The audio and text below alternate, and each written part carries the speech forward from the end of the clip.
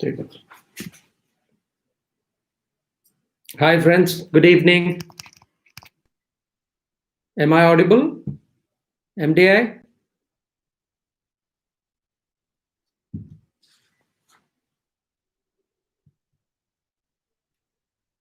Hi, friends. Good evening.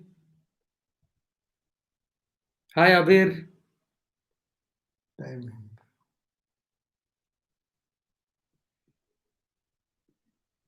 Hi, Mahima. Very good evening.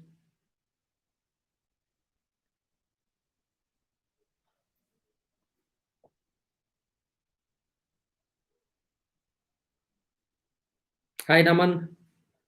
I'm actually waiting for rest of your friends to join in. Then we will kickstart.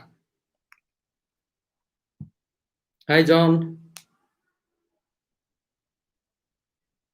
Alakya, Harshita, Ankit, and rest of my friends from MDI Gurgaon.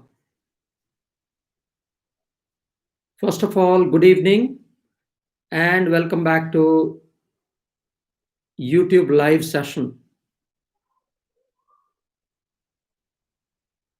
Hi, Shobhan, Anish, Gaurav, Ankit, Ashwath.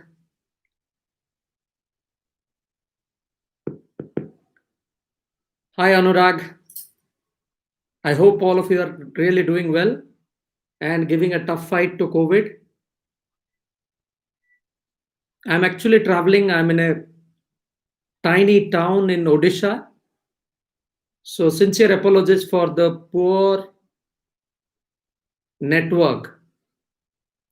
But irrespective of that, we should try our best and do justice to the next 60 minutes. So, here is my plan. First 45 minutes, I'll share my key learnings over the last 23 years of practicing HR across sectors, followed with the last 15 minutes of Q&A. I hope that sounds good. Hi, Marut, Sanchet, Rohit, Dhananjay, Somil, Parth, Aditya, Amaya, Sai, Mitra, Akshat. Does this make any sense? First initial 45 minutes, I'll share the learning lessons that I have had so far in my career, followed with you can ask me any question. So we'll reserve roughly around 15 minutes for Q&A.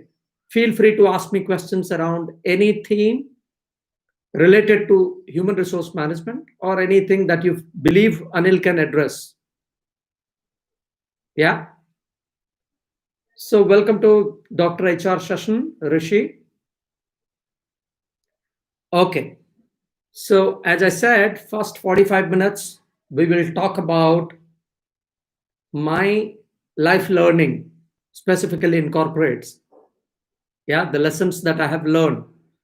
But before that, it's very, very imperative for me to take you through my background, what I did, which are the kind of organization I was fortunate enough to work with, and what did I learn there. Yeah. So passed out in 95, 93 to 95 batch. And my first assignment was with manufacturing sector. And the beauty with manufacturing sector is genuinely, if you want to learn the nuances of industrial relation, the nuances of manufacturing processes like 5S, Kanban, Kaizen, quality circle, TQM, you know that all those practices very, very relevant. And if you genuinely want to understand this, there cannot be a better sector than manufacturing, right? And I was also very fortunate that managing trade union, typically if you are a HR professional, you would want to understand the nuances of managing trade union, group dynamics, dealing with multiple licensing authorities. So manufacturing sector gave me those insights, and I'm thankful. I'm very fortunate that I got opportunity to work with Haryana Telecom, got opportunity to work with Japanese MNCs, manufacturing setups like Denso. Yeah. Then my next assignment was with hospitality sector, not a hotel management graduate, but then Destiny had its plan, and I thought of joining hospitality group. And my first assignment was with Oberoi Trident Hilton property in Chennai. My roots are in Orissa, but for job, again, I got opportunity to work in all different cities, different states, starting from Jammu and Kashmir to probably states like Andhra Pradesh and Rajasthan and Haryana and all those places, Maharashtra and things like that. Now, the interesting learning there is, if you genuinely want to be agile, if you don't want to be in your comfort zone, if you want to typically take risk, that makes you very, very stronger from within. Then the adaptability, the agility becomes easier. That becomes quite natural to you, even in workplaces. So from that standpoint, great learning. In hospitality sector, typically we talk about guest centricity. So unlike a manufacturing sector where you have a product life cycle, you manufacture certain goods, you then send it to the market, then it takes 6 months, 8 months, 1 year to get the feedback how your product got received in the market, right? Unlike manufacturing sector, in a hospitality sector, everything centers around the competency called guest centricity. If your guest is happy with your services, you get the food rating, or you get the service rating right then and there, instantaneously, right? So there cannot be a better sector to learn guest centricity or customer centricity as a competency than to work in a hospitality sector. My next assignment was with a hotel which even today features amongst world's top 5 hotels as per Condé Nast.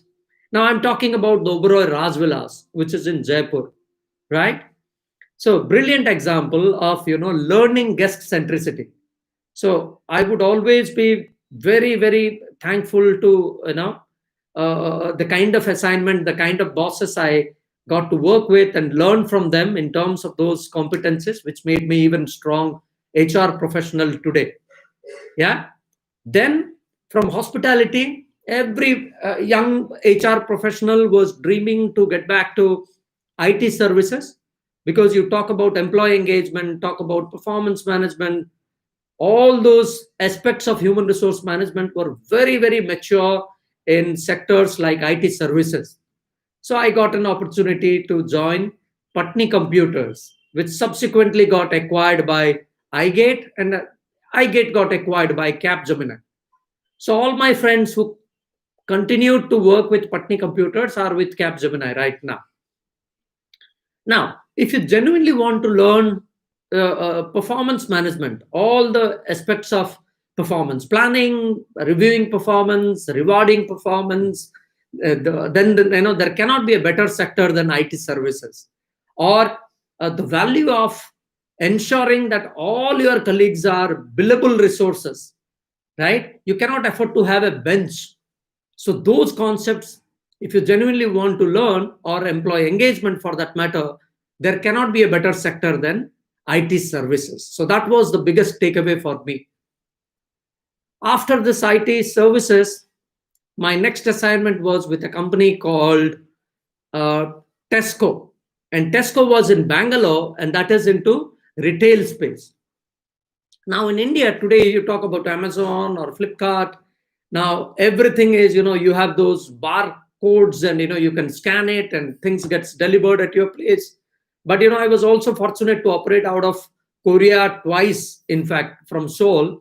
So in those tubes, in those metro trains,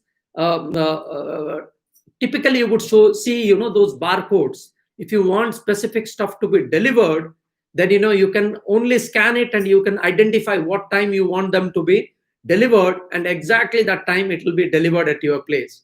Now, so the biggest learning for me as a professional, HR professional, was how a retail sector has transferred technology in the hands of customer.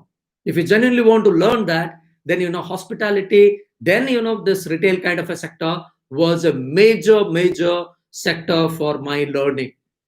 And on top of that, if you genuinely want to understand how the supply chain management, the entire operation of supply chain that functions, then this retail sector was of a big help to me.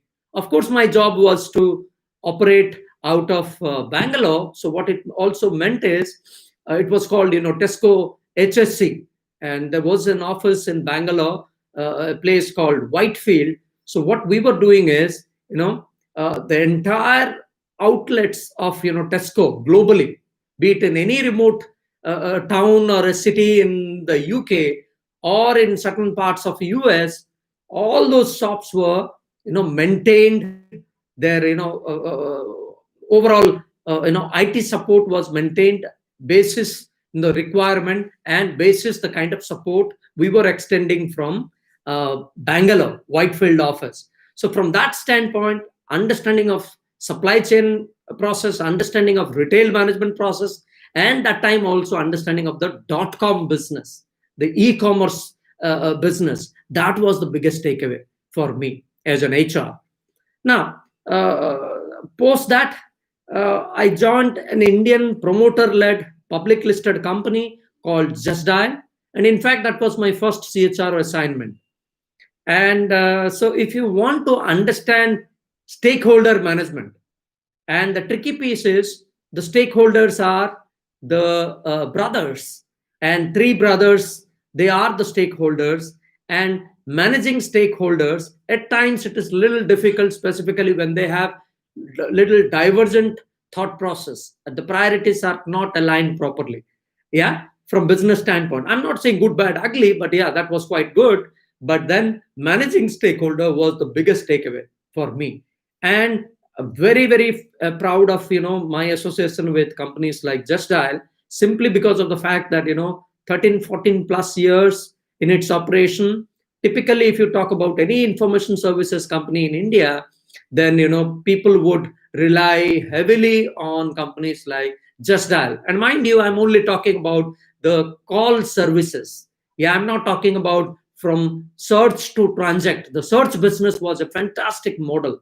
Probably few people would argue right now that probably from search to transact they would have lost the game, but now they are picking it up, and they are again into search plus transact. Yeah, but that was a fantastic experience of playing the role of a strategic HR partner to the CEO, to the business owners, purely in terms of driving end-to-end human resource agenda. Post that, my next assignment was with a Fortune 500 US New York Stock Exchange listed company called Fidelity National Financial. Now, what happens is typically in India, if you want to invest in any of the commercial property or in real estate, you would find there are 5-10 other partners, other owners. They will come with similar kind of realistic document, and you are confused. You don't know whether your money is safe, whether this property is safe to invest. Unlike India, in the US, everything, for example, for last 70 years, if you want the land records, everything is digitized, everything is privatized. Each of the counties will have those land records. And thankfully, Fidelity kind of owned those digitized land record. They paid money and they owned those digital land records. And the business model was, if you are interested in investing in any of the property, then you don't need to go to any of the county or government officials to check the relevance or to what extent these are genuine documents. What you need to do is get in touch with companies like Fidelity, and they would do the due diligence. They would do those encumbrance certificate and things like that, and finally they would give a clear title. So what it means is your money is safe.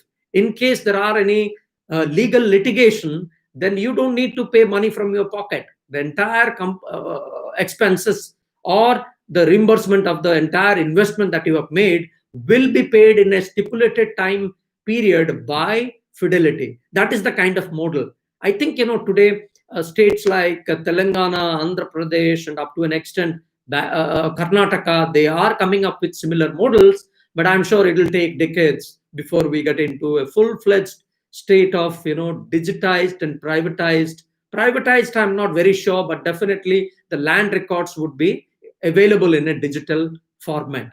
So that was a great learning in terms of how the traditional sectors like real estate can also be, modernized, digitized, and it makes the life of the customers easier, and it is safer, better, and cheaper. You don't need to run from door to door, office to office. You can cut down on those red tapeism and things like that. That was a great learning. And now for the last close to 4 years, I've been associated with a company, a group which is very, very popularly called Times of India Group, or Bennett and Coleman Group for that matter. And typically, when you open a newspaper, Times of India, you would find what? You'll find sports, you'll find entertainment, you will find jobs, you will find real estate, you will find matrimonial, and multiple other things. Typically, 2 decades, 3 decades back, the realization when the IT boom was happening, then the promoters, then the CEOs, they realized that the future is of digital economy. And hence, today, if you talk about Ghana.com, Crickbuzz.com, or Times Job, or Times Internet, or Magic Bricks, each one of them are a separate P&L, and they are a separate full-fledged business. Of course, we do have those, newspaper, though, brick and mortar kind of a sector already, up and running.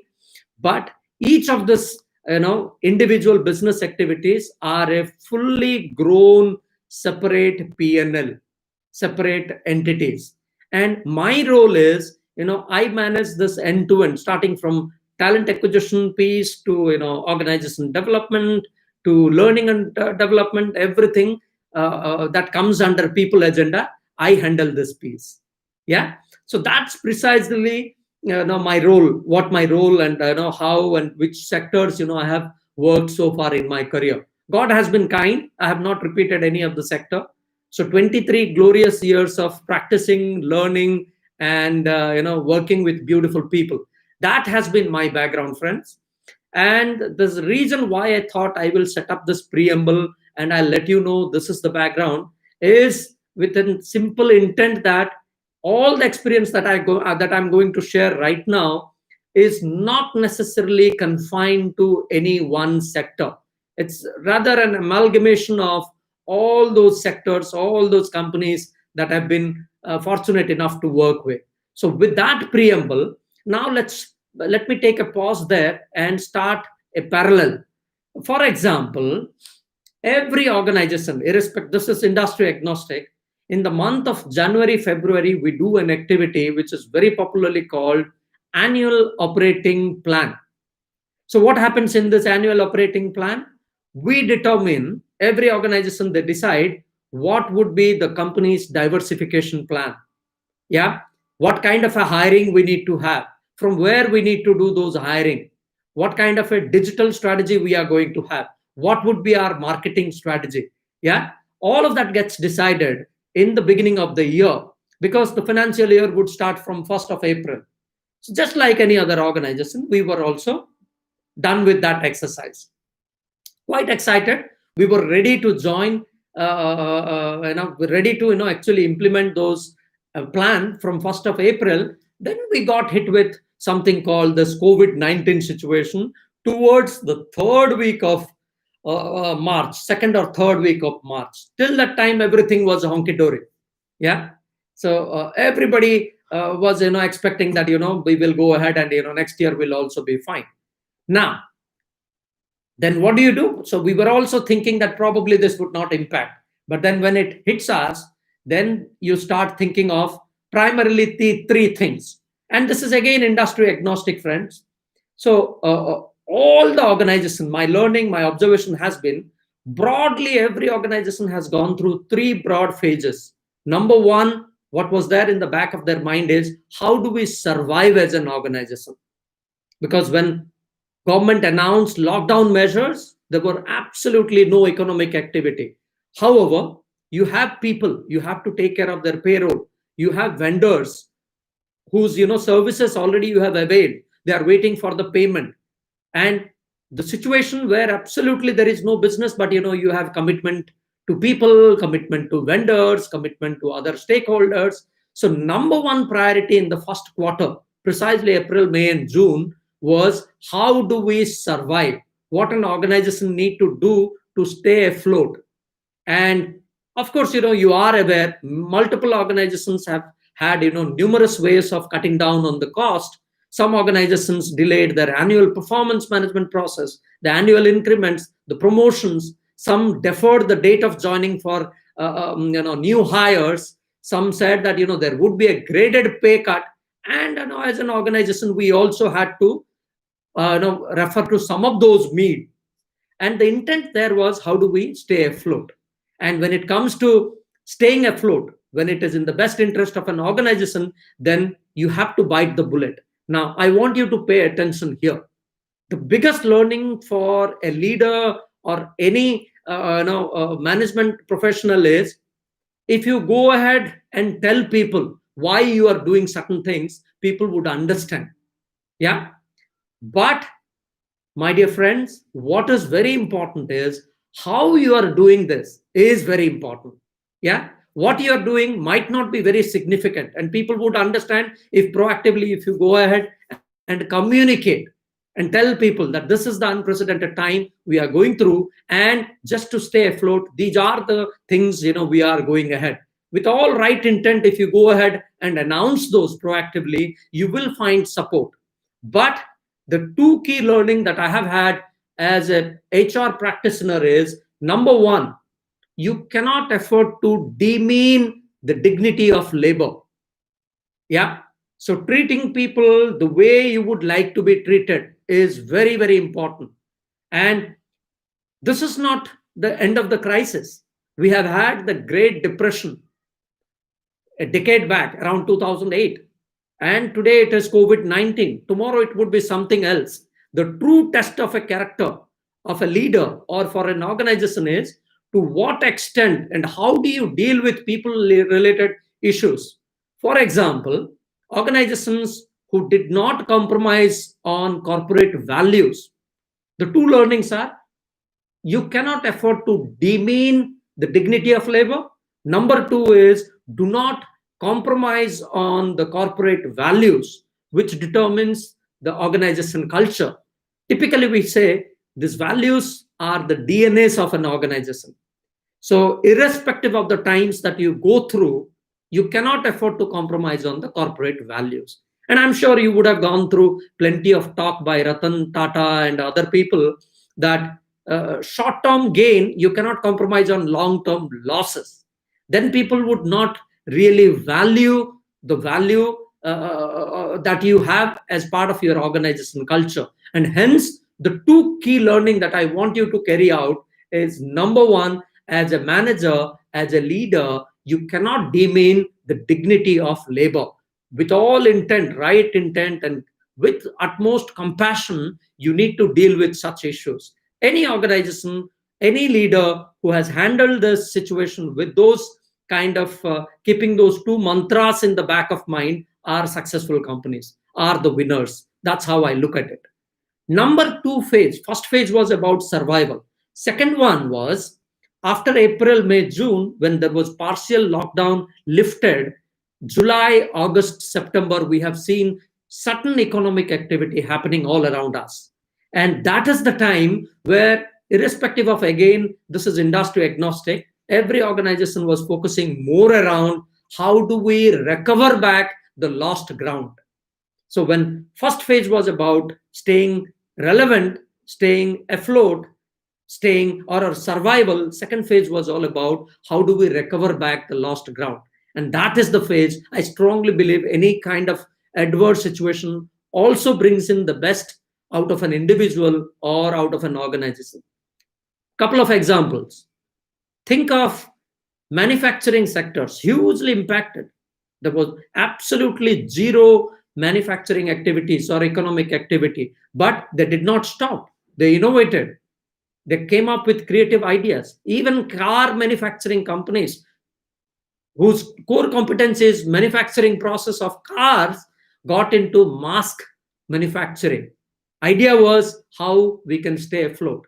You also are aware Look at e-commerce players who are not into grocery delivery, reinvented and rebooted their overall business strategy and got into grocery delivery, and that was done purely to stay relevant, because you have a larger commitment of managing your people, taking care of them, taking care of multiple other families. Second one was, how do we recover back?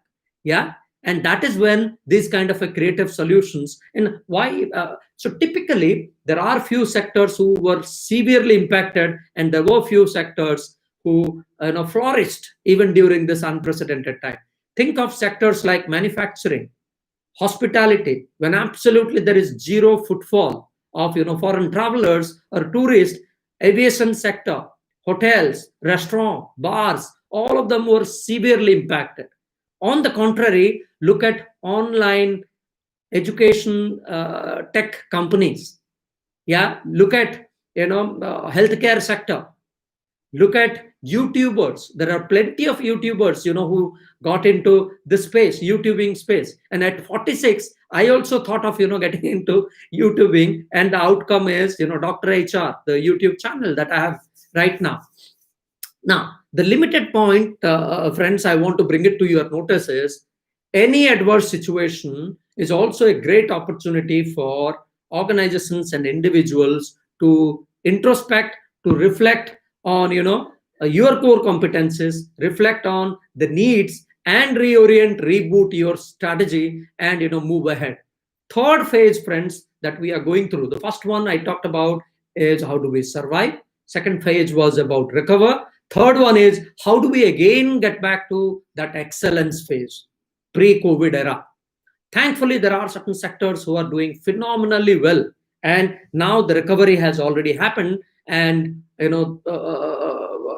for example, online real estate sectors like Magic Bricks.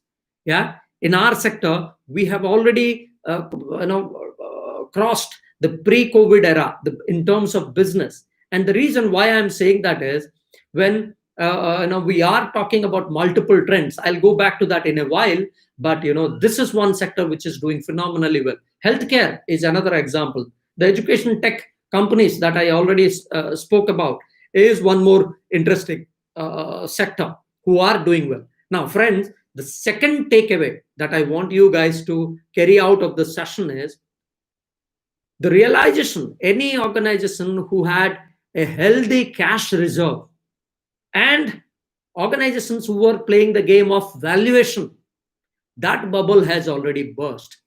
So the reality is, organizations with a healthy cash reserve are the winners and are going to be the organizations of future. Yeah, typically. Why? Because we have seen, you are aware, the companies who were claiming that we are world's largest hospitality group in terms of our room inventory, or look at those cab services companies. The valuation game has fizzled out. Everybody who were playing the game of valuation realized, and ultimately during tough time, what we have seen is mass exodus in terms of job losses. Why did that happen? Because I can go ahead in good times, give a full one-page jacket ad, but in difficult times, when I am not focusing on a healthy business proposition, when my cash reserves are negative, then it becomes extremely difficult for those startups. But then it is unavoidable, and nobody enjoys doing this. However, when the situation is tough, then ultimately that exposes those kind of a sector. So the realization as a practitioner, friends, is cash reserve and spending in a very judicious manner makes a lot of business sense. Yeah. So typically you would not see those organizations kind of organizing exorbitantly some offsites and things like that. That has gone for a toss during this tough time. Now, as a practitioner, what I have also seen in terms of trends, now everybody is talking about this is the new normal, and I'm sure you would have come across statements like XYZ, these are the activities and this is the new normal. As a practitioner, I do not believe in the concept, and I do not feel that there is anything called new normal. Yeah, simply because of the fact that what we believe is new normal today, tomorrow organizations are going to evolve and they would find out newer ways of managing with a tough situation. Yeah, till the time we have a bigger crisis, this will be the new normal, but then there would be something else. So it is not going to be the same kind of a situation even in future, and hence the statement this is the new normal to me does not make any sense. Of course these are the new trends, but there is nothing to me which can be called as the new normal. That's number one. Number two, everybody is talking about work from home. Yeah, work from home is the new normal. Yeah, my counter narrative, my counter question to that is, why work from home? Why not work from anywhere? In a meritocratic, high performance driven organization culture, what matters is what has been your net value addition to an organization. Whether you have punched in 10 hours, nobody really bothers. So long as you add and contribute your piece, people are happy. They would allow you to work from anywhere. Does not matter even if you are operating from the beautiful beaches of Goa, so long as you fulfill your KRAs, your goals. Yeah. So that's going to be definitely the trend. And mind you, work from home is not an alien concept. It was earlier also existing, and companies like ours, we have had work from home policy. Now, what it has done right now is, earlier organizations and leaders were thinking work from home sounds much more relevant for product guys, tech guys, IT services people. What is work from home for hospitality? What is work from home for human resources? What is work from home for admin or support function? Now, that mindset, that orientation has got changed. And today, I can see that my daughter, who is in fifth standard, she also is going through, the entire curriculum of fifth standard through online education methodology. Now, I do know in the initial phases, the teachers were struggling to cope up with a Google Hangout or a Zoom call. Yeah. Cut to today, everything is seamless. So, the limited point that I want to bring it to your mind right now, friends, is work from home or work from anywhere is going to be the future. Yeah. So workplace flexibility, you would see more and more. There are numerous benefits, but for the easy understanding of student community, I developed one acronym and I call it STOP. Yeah. STOP stands for S for social distancing. It sounds very scary, maybe, but if the WHO report to be believed, the virus is here to stay, at least till, if I got to be sounding very optimistic, at least till mid of 2021. Now, if the virus is here to stay, the only way out for people like you and I to be safe is to maintain social distancing. Yeah.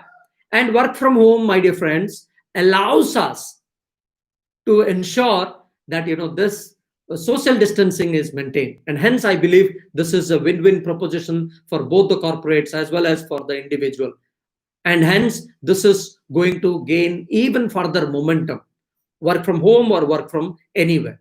Number two, S is for social distancing, T is for travel time. It's an established fact, irrespective of the city that you live in, 20 to 25% of your time you typically spend while commuting. Now, what it means is, in work from home, you don't need to, and it will not take a toll on your overall productivity. And hence, it makes a lot of sense for organizations to allow people to have more flexible options. And hence, I believe, as a practitioner, that's going to be the future. Third thing is for O in STOP. O is for office occupancy. Gone are those days where corporates would be very, very happy with their swanky campus. When there are cost pressure, when there are unprecedented times, difficult times, then the focus is more around minimizing the investment on fixed assets. And hence, concepts like co working spaces, that we have seen there is a surge in the demand. And typically, why I said, Magic Bricks in our company, the demand is even better than the pre-COVID era, simply because of the fact that when our corporates allow people to work from anywhere, there are people who have moved to their hometowns. They are with their family with their parents, and these are tier 2 tier 3 cities, and the real estate has picked up in those cities, and that's going to be the future. And I'm not talking about only residential projects. I'm talking about even the commercial or the co-working spaces in tier 2 tier 3 cities. Yeah. And hence I believe work from home is here to stay. Last one is the P is for pollution. Now, when everybody was following this lockdown measures introduced by government, that is the time when we have seen that drastically the pollution's level that has come down. Now think of young kids, think of old age people or people suffering with asthmatic attack, and these are the people that was very very great good time for them. Now as a practitioner, I don't believe that there should not be any economic activity, but can we think of peacefully coexisting with also nature? Can we also give back to society and community and our overall environment? Yeah, that was the learning. So there are plenty of other benefits, but I strongly believe because of those stop acronym, the work from home is here to stay. Number two, sincere apologies if I'm sounding a little negative, but the kind of hiring activity that we have seen in the previous years, this year I believe there would be, or at least for the next 12 months or so, the hiring activities would drastically come down. Yeah. And the kind of organizations that were visiting earlier to our campuses, probably that would also be slightly impacted, because there is a hiring freeze. The priority has changed right now, and this is not a long term one. And I'm not talking about any specific sector. Of course there are exceptions. In few sectors there would be even better hiring plan in some sector, but by and large across the country I have a strong feeling, and my guess is the hiring activities would be relatively impacted. Now as I said, any adverse situation also brings in the best in that specific sector. So when the full-time employment that will diminish percentage wise, then it will give rise to another sector called gig economy. We all are aware of gig workers, and mind you, globally this gig economy is $4.5 trillion business. Cut to India, $4.5 billion it's going to touch in the next couple of years time. So it's huge. So the trend number 3 is gig is going to be very very big in terms of employment opportunity, and this is not new. And thankfully India features amongst the global 5 countries who are already using gig economy extensively. For example, first is US, then China, then India, then Mexico, Japan, and countries like Canada. They are coming up. Now, what does this mean? So today, suppose you need your AC or your fridge to be, repaired. You get in touch with a Just Dial or a urban clap of this company, urban company of this kind of a company, and they come. They address your issue and they go. They are subject matter expert. That was prevalent in blue collar. I'm talking about digital marketing. I'm talking about merger and acquisition specialist. I'm talking about CHRO, and these people. And we have seen organizations, there is a demand to the tune of 15+% in the last quarter itself for gig workers in white collar. Yeah. And hence I believe that this is going to be huge. It's also estimated that in India in the next couple of years time there are 6 to 7 million gig workers likely to join this economy. Now fundamentally this is very very simple for us to understand. Why? Because when there are difficult time, people who are already at a higher salary bracket are prone to job losses. For example, if somebody's salary is already 1 CR and is a leadership member, the mindset during difficult time is, in this salary I can have 4 people supporting. But mind you, you cannot take out the years of experience from these people. Yeah.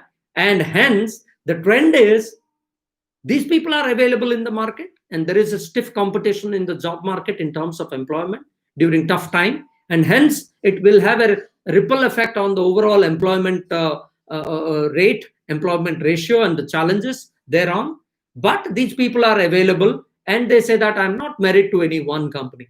I'm a subject matter expert and this is my core competency. And I will go work there for 2 months, 3 months, one assignment, I'll finish it up. Maybe, simultaneously I can take up a couple of assignments. And that's how, they are poised. And their mindset is also been there, done that. Let me do something on my own. So that flexibility aspect is increasing, ever increasing in tenured people. At least, the fourth trend is we are talking about millennials and Gen Z, right? And typically, 70% of this workforce, new age organization, is dominated by millennials and Gen Z. These are then Gen Z are the people typically in 25 years of age right now, ready to join. These are the new kids on the block. Now, what excites them? What kind of a flexibility they want? What kind of a performance management we need to have? These are the things that got to be on top of our mind as managers, as leaders. And hence, I'm saying Gen Z and millennials would also determine the future of or the success of corporates in the future. And hence, there has to be different flexible people policies, flexible workplace arrangements, flexible ways of developing or designing or allocating work to those people. So this is something which I'm seeing in terms of trend. These are the things that got to be kept in the back of our mind. And this is something which I practically experienced, and I hence thought I should be sharing. Now, coming back to the last part of my experience, as an HR practitioner, very popularly, while dealing with this kind of a tough situation, I came across multiple situations, but I want to summarize my overall experience into 5C. The first C is about communication. We talked about communication, the relevance of communication. Now, when there are unprecedented times, a pandemic like this hits us, the topmost what is there in the back of employees' mind is whether my job is safe, whether the company has insurance. If me or my family members they get this COVID virus, then whether the company has arrangement with any hospital, whether I will be getting any medical beds, or whether there would be some sort of an ambulance services, etc., etc. So it's both your job security, your physical, mental well-being, all of that is a top of agenda for employees. Now, when people have those great, curious thoughts in the back of their minds, the uncertainties in the back of their minds, what makes a lot of sense for leaders is to put a brave front and go and communicate with employees. Tell them how long this work from home is going to contribute, how long this work from home is going to continue, and how the business scenario looks like, whether there would be some job losses or not, whether there would be some sort of a deferred annual bonus or those kind of stuff. Any organization who have communicated this proactively, or rather at times over communicated, they found it relatively fine, because it brings down the anxiety level of people. And that was one good learning in terms of C. So C, my first learning is about communication. Second C is about compassion. Now, when I'm talking about compassion, compassion is all about empathy. I'll give you an example. Oh, sad to hear you lost your job is all about sympathy. And sympathy has got very, very limited self-life. That doesn't help any of the colleagues. Empathy meaning when you say that, I feel what probably you are going through, when you feel that, when you internalize this, that is when you walk an extra mile beyond the call of your duty to help somebody out. Yeah. So all leaders, now, for example, what we can do, if layoff is imminent, unavoidable, by all means, you need to play your professional role. You need to go ahead and even talk to your colleagues who are your close friends to, to put down paper, or you have to land that difficult message. It is never an easy decision. However, you need to separate your personal and professional relations at work. If you got to be doing that, in my individual capacity, whether I'm going ahead giving you certain job leads through my network, or I'm helping you out in terms of rewriting your profile, posting it in different job sites. This is something which will determine the future. And this is all about compassion. And organizations for it. This is an example of, these are examples of, individual level, what leaders can do. But as an organization, the outplacement services, suppose there are, job losses for about 20, 30, 50 people, then as an organization, what are you doing?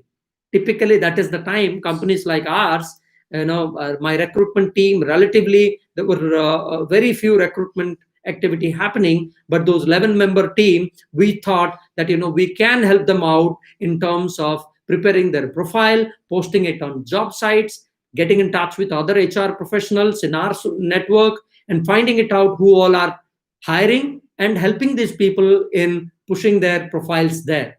So that was a big hit. So the learning is compassion, empathy, that plays a larger role in building your character as a leader, your character as an organization. And organizations and people, they remember this for a long time.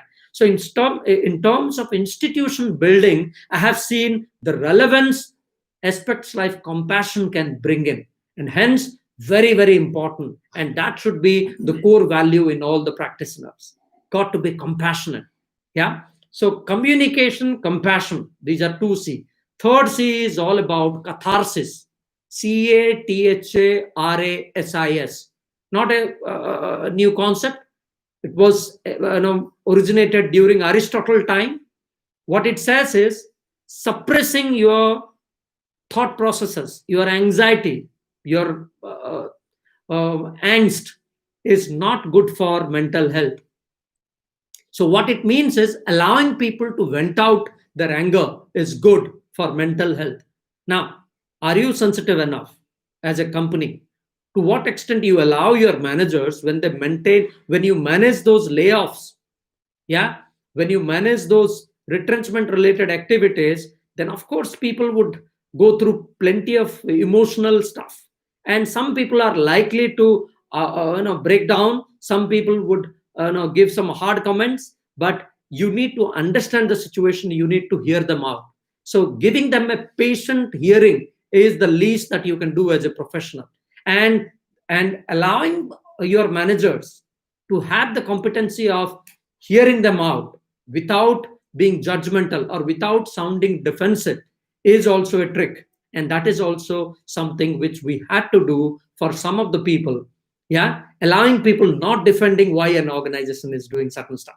So that is also very important. It's a very volatile emotional state people who go through. So how you manage that is also going to determine your overall efficacy as an organization or as a leader.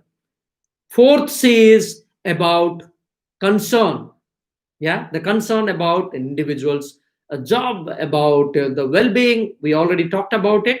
But any organization who has shown concern to their people, to my mind, are the winners. For example, the typical tiny activities like randomly calling up people, finding about their well-being, whether family members are doing good or not, whether they need any support, how is this work from home helping them out, are there any challenges, yeah, whether the internet network in those tier 2 tier 3 cities are fine or not, whether they need any other support. Simply calling people, because we talk about man is a social animal, so you need to stay in touch with them, find out they are not used to isolation modes. So calling them on a random basis, finding out about their well-being, it brought in those much required respite. Yeah. And hence my fourth learning, or the learning that I want to pass on, is always, if you genuinely show interest and tell people that you are concerned, you are committed about their well-being, then you have won 50% of the entire stressful situation. That goes a long way in bringing that dyadic relation between an employer and a colleague. Last one is about the of course we talked about caring, concern, and multiple other aspects, but this C is about also caring piece and engaging piece. yeah, and engagement activities. Whenever everything was happening virtually, we organized things like virtual tombola. We announced our promotions through town halls. Everything happened virtually. So purely from that standpoint, as a practitioner, these were my five key C's, four or five C's that I thought I should articulate and put that into easy understanding mode. And hence I thought I'll call them 4C or 5C. And the stop is about work from home, and the broader three phases that we had gone through are how do we survive, how do we recover back, and how do we again what it makes for an organization to get back to that excellence mode. So broadly, along with this, coupled with my experiences of practicing HR over the last 23 years, I thought I should be sharing with you. And I hope and I believe that hopefully last 50 minutes were some help to you, and there were few takeaways for all my student friends. I pray and hope that all of you should get job of your choice. But unfortunately, if some of you are not, then my advice to you would be, at this time, do not focus on your very very preferred sector or preferred roles. Yeah, if you wanted FMCG or consulting sector, but unfortunately if they do not visit the campus, whatever opportunity, whatever sector you are getting an opportunity on, grab that with both your hands, because mind you, end of the day, the kind of learning that you are going to have, nobody can take it out. In difficult time, if you can compromise on those aspects, when things are back to normal, you would be a winner with few relevant years, relevant months of experience, which nobody can take out. Similarly, summer internship, even if you do not get a stipend, yeah, if learning is your core objective of getting in touch with people and working on any life project, get into people, get in touch with the decision makers, and try and acquire as much learning as you can. Mind you, for student community, the beauty is you have plenty of time at your disposal. So quick 2 minutes kind of tips for student. Number one, invest in acquiring a new skill. It could be digital marketing, it could be problem solving skill, it could be design thinking, analytics, anything for that matter.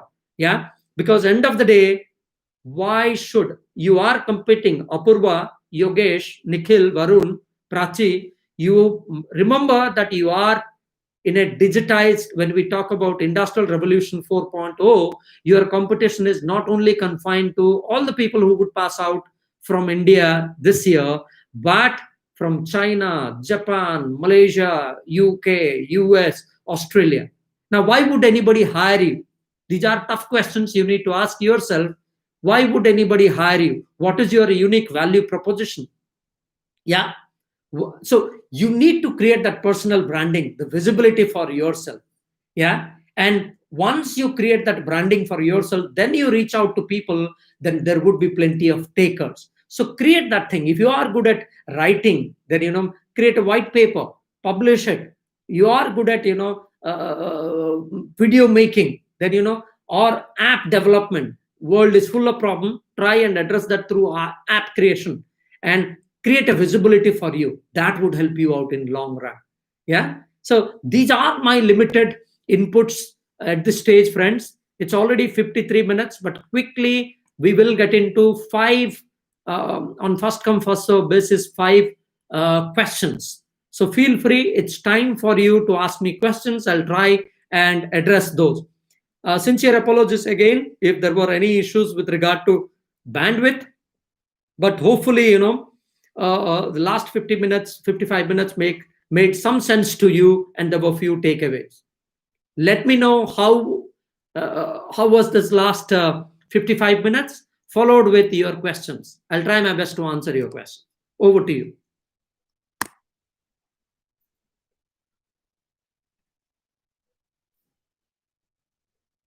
Fantastic. Thank you so much, Mahima. I'm glad that it made some difference to you. Thank you, Harshita. But your question is, many companies have allowed permanent work from home program. Absolutely.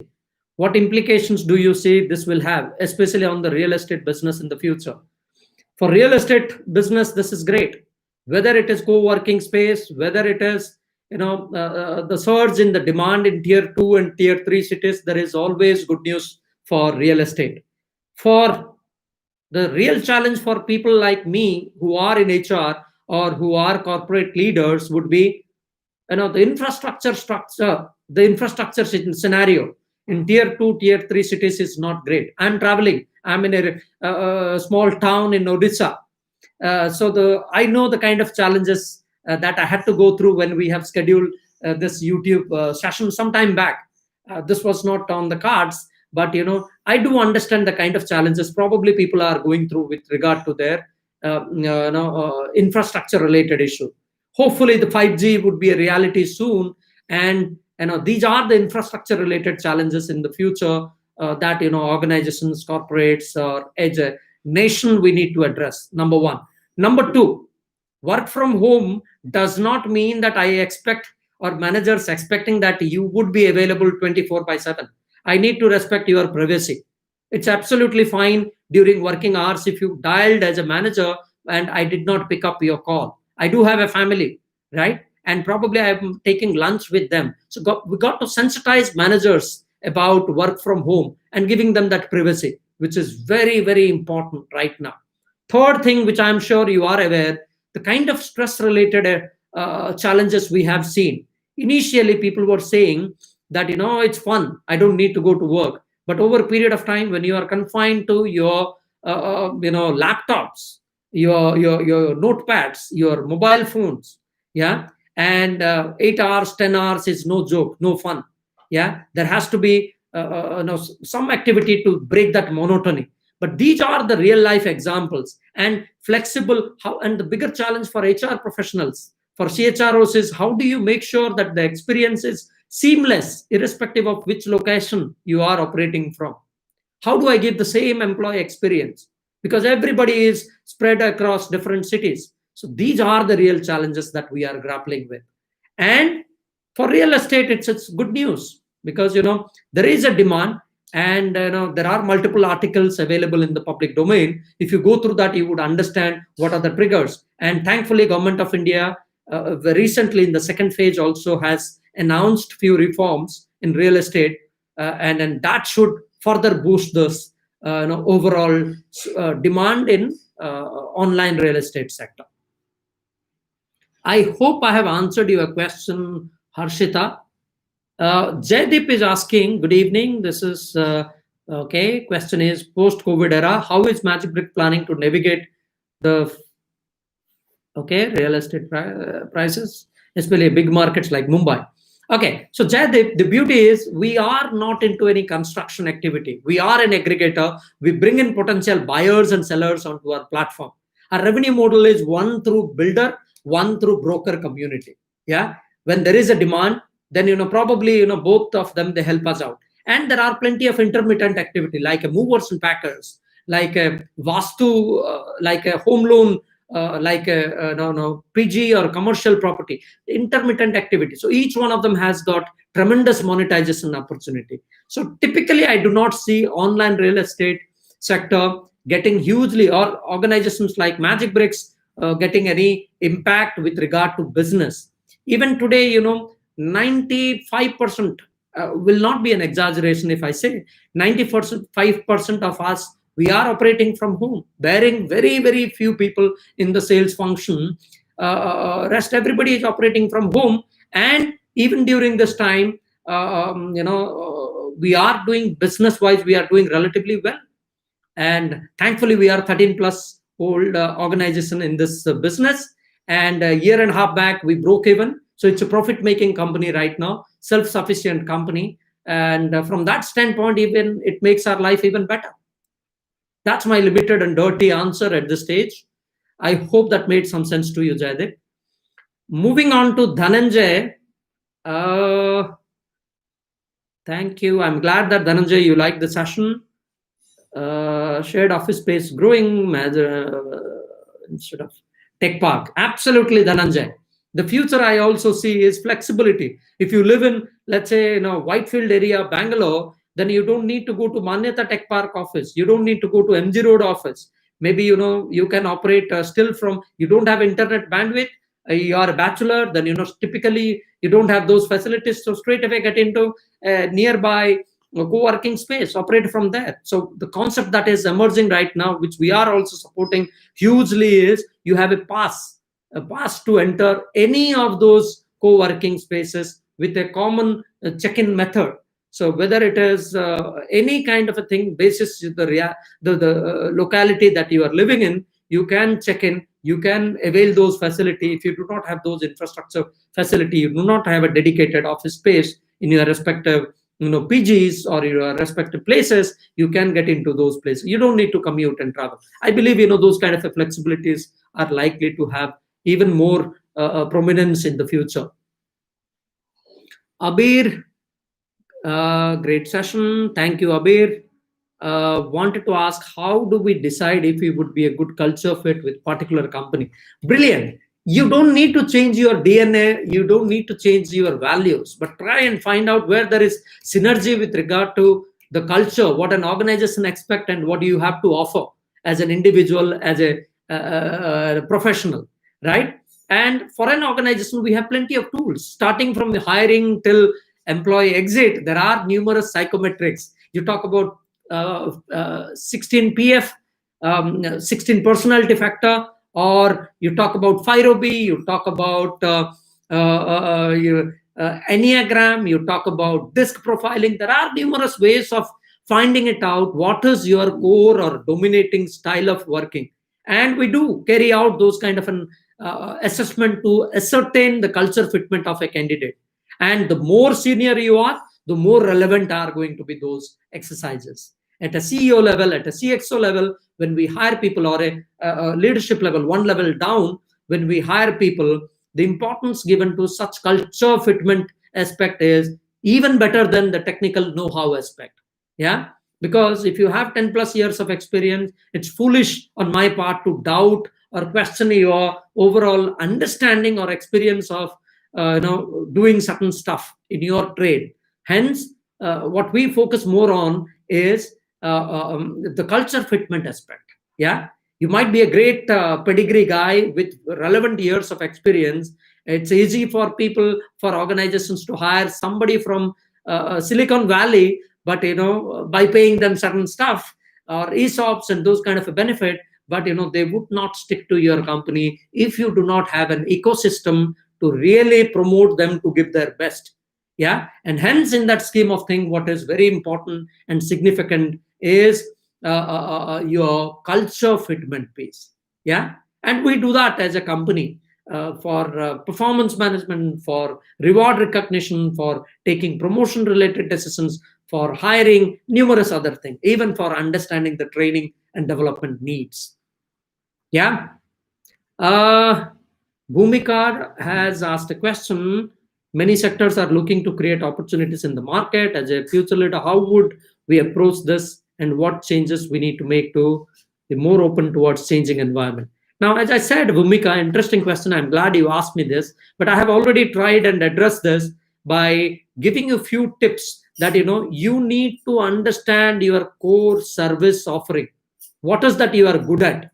If you can identify that. Now people say, hey Anil, it's very easy for you to give a gyan. How do I make a move? My response is, there are Gallup Strength Finder, there are Johari window, there are aspects like 360-degree feedback, 540-degree feedback, 720-degree feedback. What it does is, it lets you know what are you good at. Have your core offering, plus try and acquire the new competencies that is gaining momentum right now. Just to give you very quickly a few insights, problem solving skill, your design thinking approach, emotional intelligence. Yeah, these are the kind of, or your compassion that I said, empathy. These are the competencies, and on top of that, your digital savviness. But thankfully, you guys are born and brought up in high-speed internet era, so I don't see that as a challenge in people like you. But in other areas, I'm sure you are equally good. But if you can highlight, if you can strengthen those aspects, then definitely that would come in handy. And post that, try and create your personal branding. People need to know. At times, what happens is we are good at certain stuff, but people are not aware. And simply, if you send a LinkedIn invite, nobody is going to accept, considering this is yet another invite. But think of, you following a specific sector, basis your interest, following their product life cycle, the kind of business challenges they have gone through, and basis that, if you reach out to somebody, I'm sure people would genuinely believe that this person has a genuine interest in our sector, and you would get that visibility. And that's the starting point, if that makes any sense to you, Bhumika. And in the interest of time, friends, this is my last question. And Himansha has asked a question. This is Mimansha. Okay, Mimansha, related to emergence of gig economy in recent time. Do you think gig economies are a sign of rising unemployment in skilled individuals? I do not think. On the contrary, I believe, see, when there is less number of government job or probably full-time job opportunities, that you would find that would be the reality in future, because there are cost arbitrage, there are cost pressures, and people are also, organizations are also not wanting to invest hugely on people, full-time employment. In Western world, that is also a reality. In the UK, in the US, more than 60% of the assignments are part-time. And it's probably in India, it's still a taboo, but in the Western developed economies, you are a student, at the same time, you take up certain survival jobs. You probably act as a server, typically, or a serving assistant in any of the restaurant. And that's absolutely dignified job. And but in India, I do understand it's still a social taboo. But in future, because look at the benefits, it gives you plenty of flexibility. You are a subject matter expert, not married to any one company. You can continue working with 5-6 different organizations. You can render your services. It gives you flexibility, definitely good money, and that sense of achievement. Yeah. So that is how, everything has got two sides of the story. And the plus things are these. And of course, government of India need to take care of the social security in terms of gig workers. That is not available right now, but I'm sure the future, when this is the reality, everybody would be forced to really think about the sector. And so short answer to your long question is, I do not see this is any bane in that. This would definitely be a boon, and this would be a reality. The sooner we understand, the better it is. And the sooner we get prepared for this reality, the better it is for all of us. Thank you so very much for your patience. I thoroughly enjoyed interacting with all of you. And now I have a request to all my student friends. And that is, if you guys genuinely said there are 80-90 people, thank you, Mimansha, 80-90 people. So 3 months back, friends, I started this YouTube channel called Dr.HR. And my son, who is in 9th standard right now, has been the source of inspiration, simply because of the fact that he is an YouTuber besides a young student. And I thought that, my 23 years of experience is meaningless if I don't find out an avenue to give back to young minds and tell them about what typically happens in corporate life. And with that intent, I created Dr.HR. And of course, the second intent is also to strengthen visibility and create some sort of a better visibility in the market. And hence, with that intent, created this Dr.HR YouTube channel. Would request each one of you to go through this Dr.HR. Dr.HR as in Dr. HR. And I would request you, if you can go through that. There are interesting concepts, interesting videos across cross-culture HR-related practices. And please do go through that. And I would also request you to subscribe to Dr.HR if this makes any sense to you. If today's session was good, you want to stay in touch with multiple such interesting content and real-life example, please do subscribe to Dr.HR. With that, I'm done with my branding of Dr.HR channel. Thank you so very much for your time. All the very best. Stay safe and let learning never stop for all of you. And again, I pray and hope that you should get a job of your choice. Definitely this time, even in this is unprecedented time, the good news is, this time also we would be visiting MDI for our product management hiring. And we are already in touch with your authorities. And definitely, I look forward to, visit your campus. Unfortunately, things are not back in shape. We will do it a virtual affair. But definitely, our campus hiring for institutions like MDI is on, even in unprecedented times like this. All the very best, friends. Take care, stay safe, and please don't forget to subscribe to Dr. HR, my YouTube channel. Bye bye and take care.